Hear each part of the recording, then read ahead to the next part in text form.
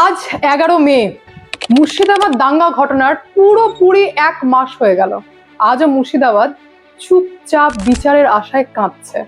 যেখানে মমতা ব্যানার্জি তোষণের রাজনীতি করতে ব্যস্ত, গোটা দুনিয়ার লোক যুদ্ধ দেখতে ব্যস্ত, সেখানে আজও মুর্শিদাবাদের পরিবার খুঁজছে যে হরগোবিন্দ দাস আর চন্দন দাসের ঠিক দোষটা কোথায় ছিল। সমস্ত খবরের ডিটেলসে যাওয়ার আগে নমস্কার, আমি অদ্বিতীয়া রয়। আজকে আবার চলেছে আমার ছোট্ট ইউটিউব চ্যানেল সঙ্গে অদ্বিতীয়ায়। আপনাদের সকলকে প্রণাম ও ভালোবাসা জানিয়ে আজকের লাইভ আমি এখান থেকে শুরু করি। ডেটটা ছিল 4 এপ্রিল। পার্লামেন্টে ওয়াকফ অ্যামেন্ডমেন্ট অ্যাক্ট পাস হয়। তখনও পর্যন্ত পশ্চিমবঙ্গে বোঝা যায়নি যে এমন কোনো মাহল চলছে। জানা যায় 11 এপ্রিল থেকে নাকি আন্দোলন শুরু হবে। তার আগের 7 দিন সমস্ত কিছু নর্মাল। 11 এপ্রিল আন্দোলন শুরু হয়। ওয়াকফ অ্যামেন্ডমেন্ট অ্যাক্ট নাকি কোনোভাবেই পশ্চিমবঙ্গে লাগু হতে দেবে না পশ্চিমবঙ্গ সরকার। জমায়েত শুরু হয় চারিদিকে। হঠাৎ করে সিদ্দিকুল্লাহ চৌধুরীর মতো নেতার বয়ান আসে যে রাজ্যের মুখ্যমন্ত্রী খুশি হয়েছেন। চারিদিকের নাকি বেশ লোকজন জমেছে, বেশ ভালো আন্দোলন চলছে। দেখুন, আন্দোলন করাটা প্রত্যেকের রাইট, সংবিধান আমাদেরকে এই রাইট দেয়, কিন্তু ভায়োলেন্স করাটাকে সংবিধান রাইট দেয়? আন্দোলনের আড়ালে মুর্শিদাবাদে যে ভয়ঙ্কর ঘটনা ঘটে গেল, তার দায় কি আজকে কেউ নিয়েছে? আজ তো শুনছি হাইকোর্ট নাকি ঘোরাচ্ছে, খুব একটা ইন্টারেস্টেড না ঘটনা শুনতে। কি হয়েছিল হঠাৎ করে জঙ্গিপুর থেকে শুরু হয় আন্দোলন, চরম আন্দোলন। আন্দোলনের এমন একটা ধার বয়ে যায় যে একটা পার্টিকুলার সম্প্রদায়কে টার্গেট করে বাড়িঘর লুটপাট, ভাঙচুর, অ্যাম্বুলেন্সে আগুন ধরানো, পুলিশের গাড়িতে আগুন ধরানো থেকে শুরু করে নামি দামি গাড়ি ভাঙচুর করা শুরু হয়। পুলিশ জঙ্গিপুর কন্ট্রোল করতে গেলে জানতে পারে ধুলিয়ানে শুরু হয়ে গেছে মারদাঙ্গা। প্রশাসনের হাতের বাইরে যাচ্ছে ধীরে ধীরে সমস্ত কিছু। তারপর জানা যায় শামসেরগঞ্জে হঠাৎ করে হরগোবিন্দ দাস এবং ছেলে চন্দন দাসকে বাড়ি থেকে টেনে হিচড়ে কুপিয়ে খুন করা হয়। অথচ তারা কিন্তু ওয়াকফ অ্যামেন্ডমেন্ট অ্যাক্ট সম্পর্কে হয়তো জানতোই না যে জিনিসটা কি। তারা খুন হয়ে গেল। শীতলা মাতার মন্দির ভাঙা হলো। তখনও পর্যন্ত জানা যায়নি যে কি চলছে। প্রশাসনের হাতের বাইরে ওয়াকফ অ্যামেন্ডমেন্ট অ্যাক্টের আন্দোলনের আড়ালে চলছে পশ্চিমবঙ্গের মুর্শিদাবাদের দাঙ্গা। হঠাৎ করে নেট অফ করা হয়। প্রশাসন যখন বুঝে গেল আমার কন্ট্রোলে আর কিছু নেই, সরকারও কন্ট্রোল করতে পারছে না, তখন বিএসএফ কে রিকোয়েস্ট করা হয়। সন্ধ্যাবেলায় বিএসএফ নামে মুর্শিদাবাদের চারিদিকে ছেয়ে যায়। কিন্তু ততক্ষণে 3 জনের মৃত্যু হয়ে যায়, কারণ পুলিশ নাকি গুলি চালাতে বাধ্য হয়েছিল। এই মব নাকি কন্ট্রোল করতে পারেনি পুলিশ। বিষয়টা হচ্ছে যে এতদূর পর্যন্ত ঠিক ছিল। আপনারা মনে করবেন যে ভাই এ সমস্ত তো নর্মাল, আমাদের পশ্চিমবঙ্গে সব দাঙ্গা ফাঙ্গা হয়ে থাকে। হ্যাঁ, একদমই তাই। 16 নভেম্বর 2024 হয়েছিল বেলডাঙ্গা দাঙ্গা, তখনও নেট অফ হয়েছিল। যদি আমি বলি 26 আর 29 মার্চ রামনবমীর দিনে মোথাবাড়ি থেকে শুরু করে নওদা চারিদিকে কেমন যেন উত্তপ্ত হয়ে গেছিল। রাজ্য সরকারের ভূমিকা হচ্ছে নেট অফ করে দেওয়া। মিডিয়া প্রশ্ন করলেই মমতা ব্যানার্জির দিক থেকে উত্তর আছে সিপিএম না গদি মিডিয়া। আর জানা যায় যে এমন ভাবে হিন্দুদেরকে টার্গেট করে করে মারধর করা হয়েছে যে ধুলিয়ানে 400টার ওপর হিন্দুর পরিবার বাড়ি ছেড়ে মালদায় চলে গেছে গঙ্গা নদী পার করে। তার মধ্যে তৃণমূল কংগ্রেসেরও বেশ কিছু লোকজন ছিলেন। যারা তৃণমূল কংগ্রেস করতেন তারাও জানতেন যে রাজ্যের মুখ্যমন্ত্রী মমতা ব্যানার্জির তোষণের রাজনীতিতে আমরা নিরাপত্তা পাবো না, তাই তারা বাড়ি ছেড়ে চলে যায়। তারপর জানা যায় যে গ্রামের পর গ্রাম নাকি অ্যাটাক করা হয় টার্গেট করে করে। খাবারের জলে বিষ মিশিয়ে দেওয়া হয়, বাড়িঘর লুট করা হয়, সে ভয়ঙ্কর অত্যাচার করা হয় একটা পার্টিকুলার সম্প্রদায়ের ওপর, হিন্দু সম্প্রদায়কে টার্গেট করে। আর কি হয়, ততক্ষণে বাংলার মানুষ বুঝে গেছে যে এটা আর যাই হোক ওয়াকফ অ্যামেন্ডমেন্ট অ্যাক্টকে নিয়ে আন্দোলন চলছে না, এ তো ভায়োলেন্স চলছে। কারা এরা, কোথায় থেকে এসেছে এরা? তারপর রাজ্যের মুখ্যমন্ত্রী মমতা ব্যানার্জির বয়ান আসে, বলেন সবই নাকি বিজেপি আর বিএসএফ এর চক্রান্ত। গোয়েন্দা রিপোর্ট দেয়। ইনফ্যাক্ট সিভি আনন্দ বোস আমাদের রাজ্যের রাজ্যপালও রিপোর্ট জমা দিয়েছেন কেন্দ্রে। গোয়েন্দা রিপোর্টের সঙ্গে সিভি আনন্দ বোসের জমা দেওয়ার রিপোর্ট একদম হুবহু এক। জানা যায় যে মুর্শিদাবাদ, যেটা ভারত আর বাংলাদেশের সীমান্ত শেয়ার করছে, ইন্টারন্যাশনাল বর্ডার শেয়ার করছে, সেখানেই সমস্ত গন্ডগোল হয়ে গেছে। যে এবিটি, লস্করে তৈবা থেকে শুরু করে আইএসআইএস, আল কায়দা, জামাতে ইসলাম প্রত্যেকেই অ্যাক্টিভেট। তারা নাকি বর্ডার পার করে পশ্চিমবঙ্গের মুর্শিদাবাদের বেশ কিছু সীমান্তবর্তী গ্রামে ঢুকে উত্তপ্ত করে স্লিপার সেলকে অ্যাক্টিভেট করেছেন। জানা গেছে যে বেআইনি ভাবে সরকারের নাকের ডগায় বেশ কিছু মাদ্রাসা গড়ে উঠেছে, যেখানে ট্রেনিং দেওয়া হয়েছে যে কিভাবে ভায়োলেন্স করতে হয়। আর এই সমস্ত কিছুর মধ্যে রাজ্যের মুখ্যমন্ত্রী কিন্তু প্রশাসনের ফেলিওর দেখতে পাননি। তার প্রশাসনের নাকের ডগায় এরিয়ার পর এরিয়াতে স্লিপার সেল অ্যাক্টিভেট হয়ে গেছে, রাজ্যের প্রশাসন দেখতে পায়নি।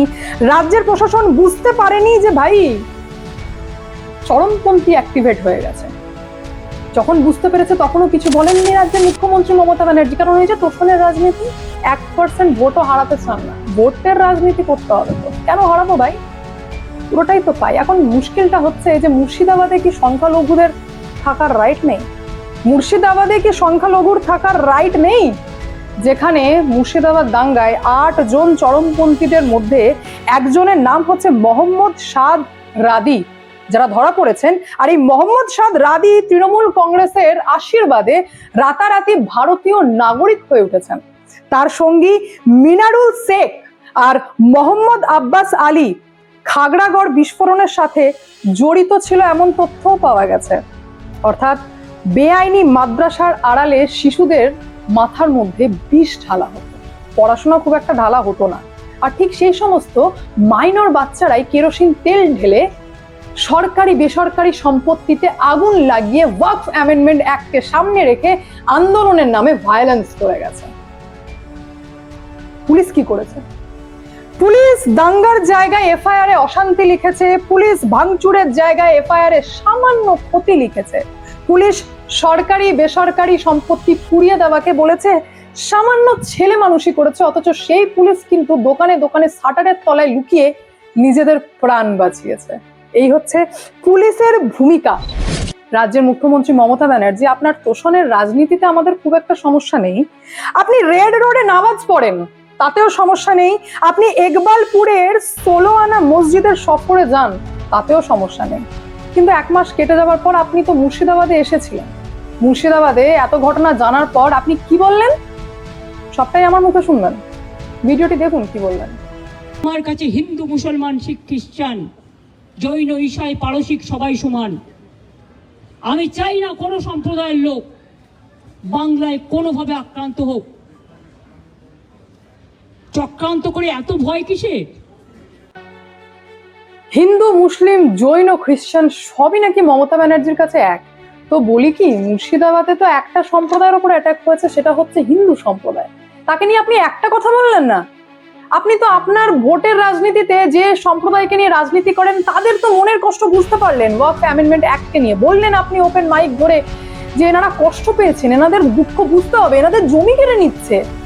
কিন্তু হিন্দু সম্প্রদায়ের মানুষজন যে 400-র ওপর বাড়ি ছাড়া, তার দুঃখ বুঝলেন না। আজ হরগোবিন্দ দাস আর চন্দন দাসের কি দোষ ছিল আমি আজও খুঁজে উঠতে পারছি না, আমি আজও ঠিক বুঝে উঠতে পারছি না। বেশ কিছু কমেন্ট ভুলে যাবেন না, এখানেও বেশ কিছু কমেন্ট আছে। ফিরহাদ হাকিমের মতো নেতার এন্ট্রি হয় মুর্শিদাবাদ দাঙ্গায়। যখন তাকে প্রশ্ন করা হয় যে জানেন 400 জন হিন্দু বাড়ি ছেড়ে মালদায় আশ্রয় নিয়েছে, তো ফিরহাদ হাকিম বলছেন এটাকে নিয়ে এত বড় খবর করার কি আছে? রাজ্যের মধ্যে থেকে রাজ্যের ভেতরেই তো স্থান পরিবর্তন করেছেন। আচ্ছা, 400 হিন্দুদের বাড়ি ছাড়াটা হচ্ছে রাজ্যের মধ্যে থেকে স্থান পরিবর্তন করা ফিরহাদ হাকিমের কাছে, ফিরহাদ হাকিমের মতো নেতার কাছে। তো এই সমস্ত নেতার কাছ থেকে বিরাট কিছু যে এক্সপেকটেশন রাখা যায় তা নয়, আমি আপনাদেরকে রাখতেও বলছি না।